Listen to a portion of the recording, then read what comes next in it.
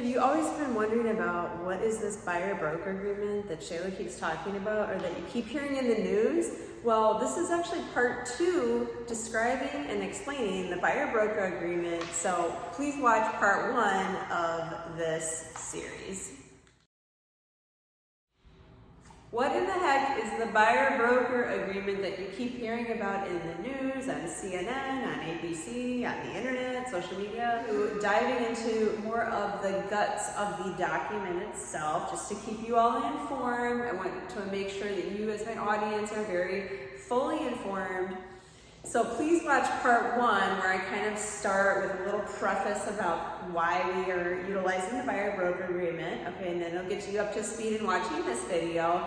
And in today's video, I just want to dive in more into the actual guts of the document, as I said, kind of touch on the terms. I don't know if this will be a 2-part or a 3-part video, but again, just here to keep you informed as the general public, as the consumer, as best I can.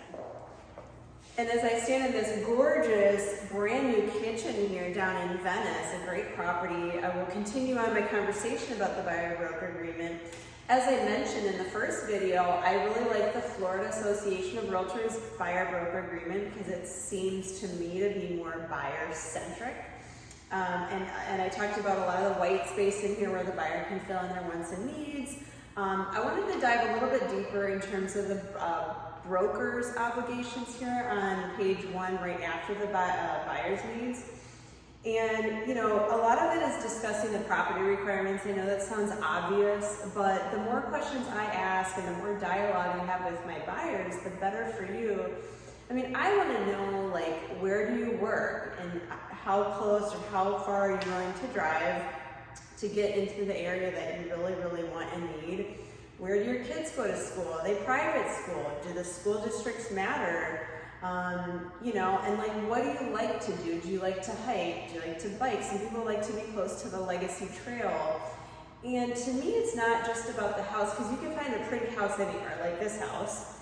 But what is around here? It's the neighborhood that you're buying into, the day-to-day grocery shopping, like where are the grocery stores? Like, this is why I say, like, it's so frustrating to deal with someone part-time, or like, especially a lot of the agents that come from out of the area, and I'm like, you don't even know where the grocery store is? Like, this is the value of a hyper-focused local agent to assist you in answering all those questions easily, right?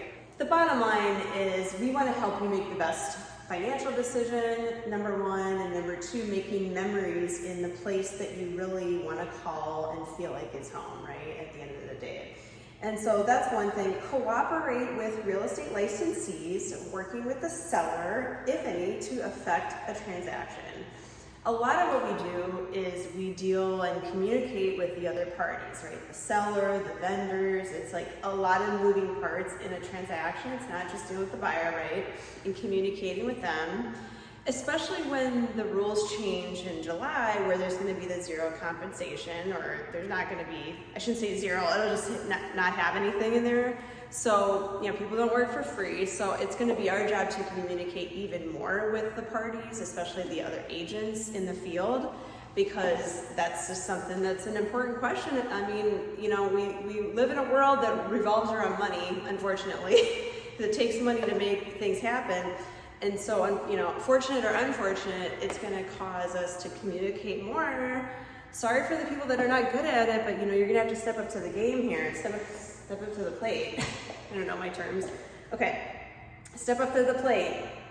All right, buyer understands that if a broker is compensated by a seller or a real estate licensee who's working with a seller, such compensation does not compromise broker's duties to the buyer.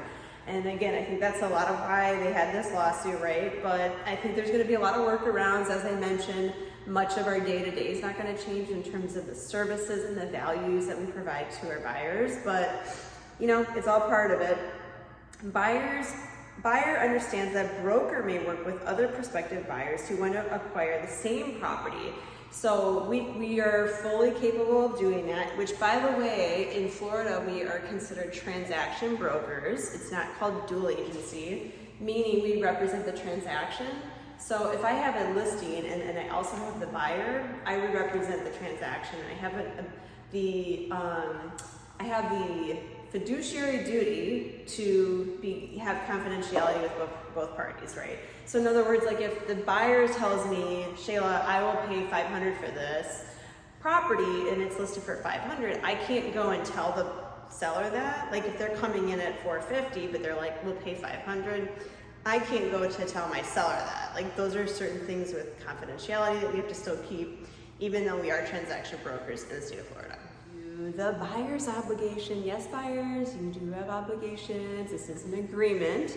So I think I left off with, of course, meeting with your agent at reasonable times and all of that. And continuing on here, it says indemnifying and holding broker harmless from and against all losses, damages, costs, and expenses of any kind, including attorney's fees, and from liability to any person that broker incurs because of acting in buyer's behalf. That's kind of, to me, legal jargon that's just thrown in here. Just my 2 cents, not that you asked for it. Here's another one, not asking or expecting to restrict the acquisition of a property according to race, color, religion. Okay, we can't, it's like we cannot discriminate, obviously. That's kind of a given. Again, you know, these attorneys have their hands in everything. Okay, consulting an appropriate professional for legal, tax, environmental, engineering, foreign reporting requirements, and other specialized advice. This is important. I'm never gonna pretend that I'm an attorney, an accountant, counselor, okay? Sometimes we are, it's fine. We become friends with our clients, you know, and they get to know us. And, you know, because we're spending a lot of their money or helping them spend their money, it's a big, big deal. So you tend to get close to your clients. And I'm definitely not gonna pretend to act like I am an attorney, an accountant, or anything. We always advise you to seek that counsel before making big decisions. For example, I spoke with a potential seller yesterday and she was like, oh my gosh, I'm so sorry, we can't sell because I talked to my accountant and because they're an international owner, that their tax implications would just far out exceed the benefits of selling their waterfront house and buying closer to the mainland. They're concerned about the weather and like the hurricanes and everything. And as an international owner, that would just not make much sense for them. So I was like, okay, imagine if you got into a situation where they were under contract, under a legal contract, and then found that out after. That'd be terrible. So I always recommend seeking out those professionals. I'm not going to claim to know all of that stuff and then you suffer in the end. It's just not a good look. All right, last but not least, in this part 2 of the buyer broker agreement video, I'm thinking this is going to be like a 5-part series because there's too much to say, like these short videos. I'm going to leave it on a final note, which is retainer. Yes, we can take it a retainer. We've always been able to. I have not ever done that, but it says retainer. Upon final execution of this agreement, buyer will pay to broker a non-refundable retainer fee of blank for broker services, quote, retainer.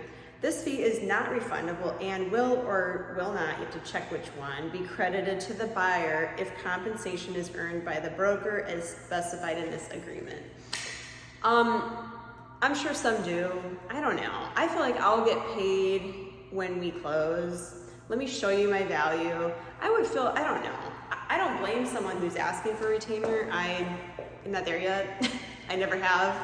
Clearly, I have not been using a buyer broker agreement, as I mentioned in video 1, but I wouldn't blame someone who does, and I fully understand like people get burned, and you know, that's a personal choice in terms of how you as an agent want to run your business. I don't want to run buyers away. You know, I feel like if they're committed, I can feel it and sense it normally. And you know, it does work both ways, right? And if you're not happy with me or for some reason we collide in personalities, that you know, it's probably best to part ways, and not everybody's gonna like me, you know, and that's just the way life is, and it's fine, and I'll find someone else and life will go on and I'll live, right?